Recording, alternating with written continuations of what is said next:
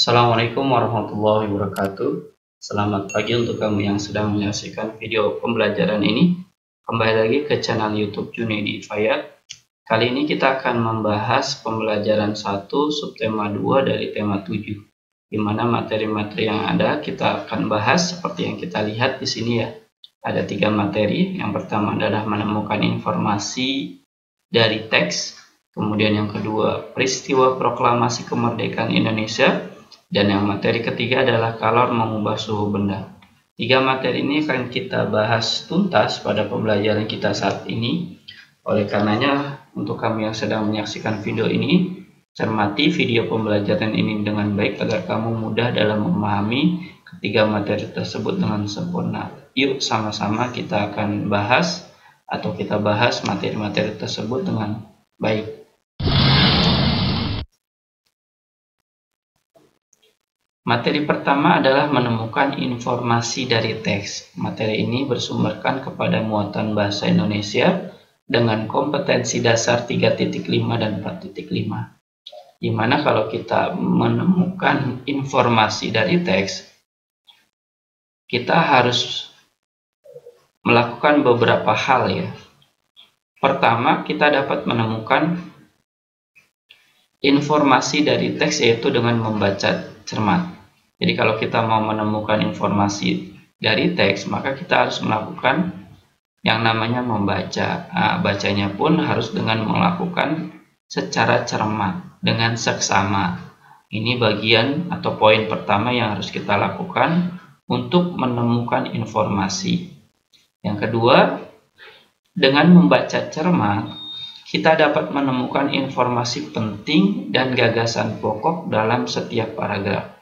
Jadi dengan melakukan membaca dengan cermat, kita dapat menemukan informasi penting dan gagasan pokok. Nah, informasi penting dan gagasan pokok dalam setiap paragraf. Ingat, yang namanya bacaan, teks bacaan itu terdiri dari beberapa paragraf dan setiap paragraf memiliki informasi penting atau gagasan pokoknya.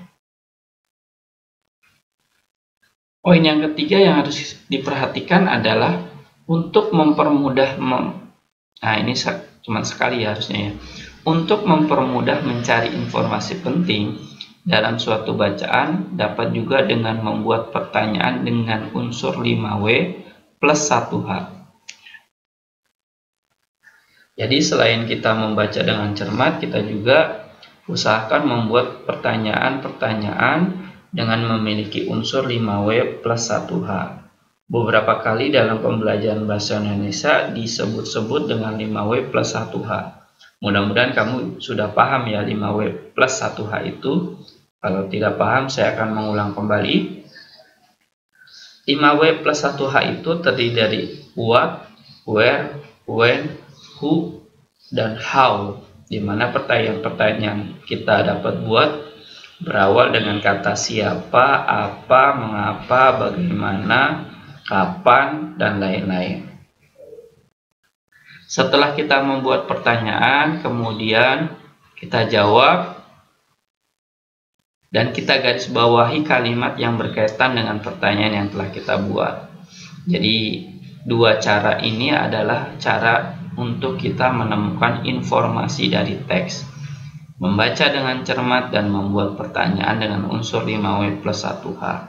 Dua ini mudah-mudahan kamu bisa nih mempraktekkan ketika kamu mencari informasi dari sebuah teks. Kita lanjutkan. Setelah menemukan informasi penting, kita dapat merangkainya ke dalam peta pikiran. Nah, selain menggunakan bahasa dengan cermat ya, atau membaca dengan cermat kemudian membuat pertanyaan, kita setelah menemukannya kita membuat atau merangkainya dengan menggunakan peta pikiran. Karena dengan peta pikiran dapat mempermudah dalam merangkai isi bacaan sehingga dapat tersusun runtut. Runtut itu berarti berurut ya. Nah, ini adalah contoh atau cara bagaimana kita menemukan informasi dari teks bacaan yang kita baca.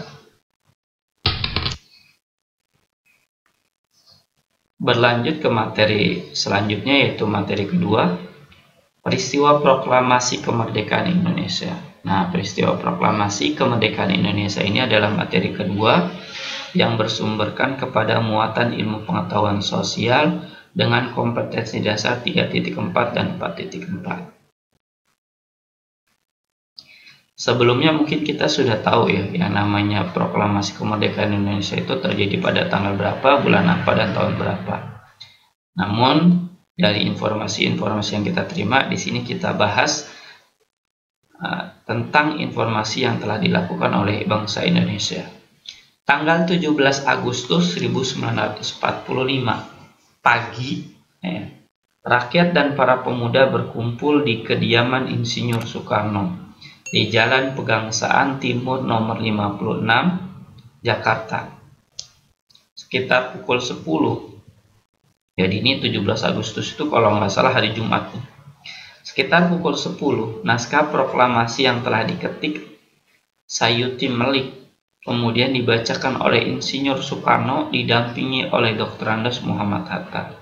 Jadi pada hari Jumat 17 Agustus 1945 dibacakanlah teks proklamasi kemerdekaan Indonesia yang sebagai titik awal bangsa Indonesia merdeka.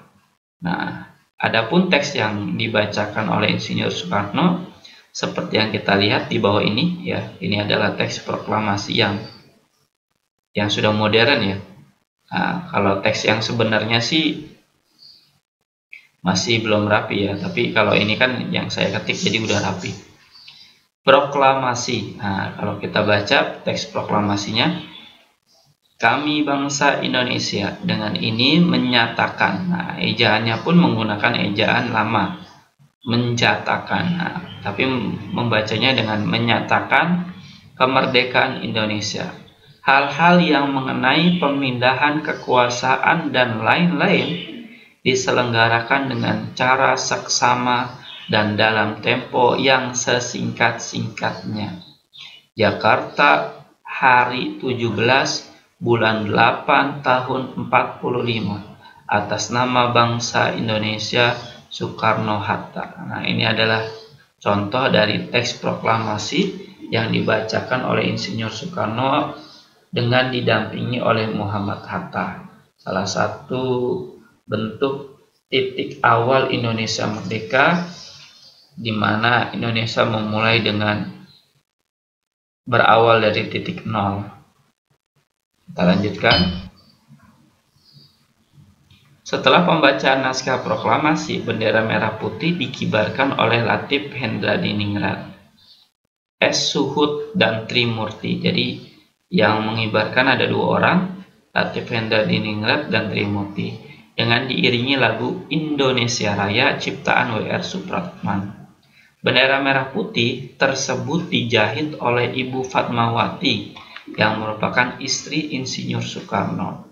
Dengan dikumandangkannya proklamasi, sejak hari itulah lahirlah sebuah nama baru, yaitu Republik Indonesia atau Negara Indonesia. Jadi setelah proklamasi dibacakan, kemudian dikibarkan bendera merah putih dan diiringi dengan lagu Indonesia Raya, maka lahirlah negara Republik Indonesia yang kita tempati, kita cintai, seperti yang kita rasakan saat ini.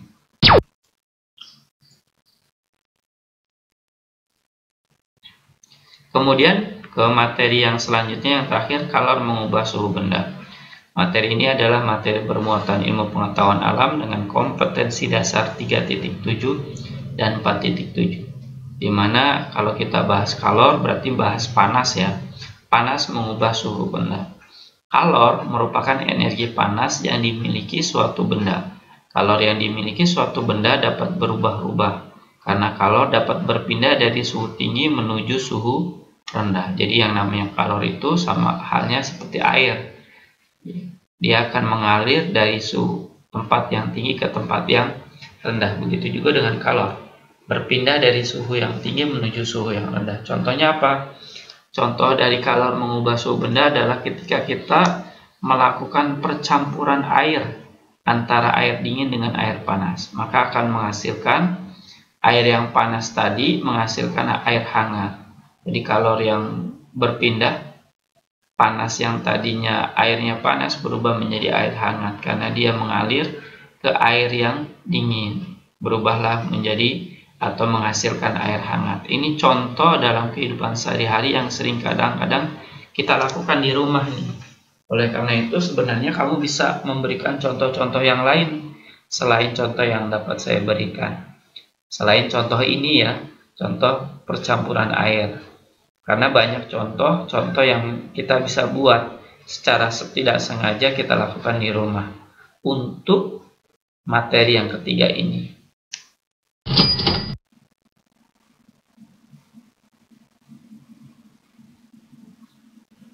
Setelah kita menyaksikan video pembelajaran ini dari materi pertama sampai dengan materi yang ketiga, cobalah kamu menjawab soal-soal latihan berikut sebanyak 4 soal, di mana soal ini diambil dari video pembelajaran kita kali ini, di mana diambil pula dari materi-materi yang telah diajarkan pada pembelajaran ini.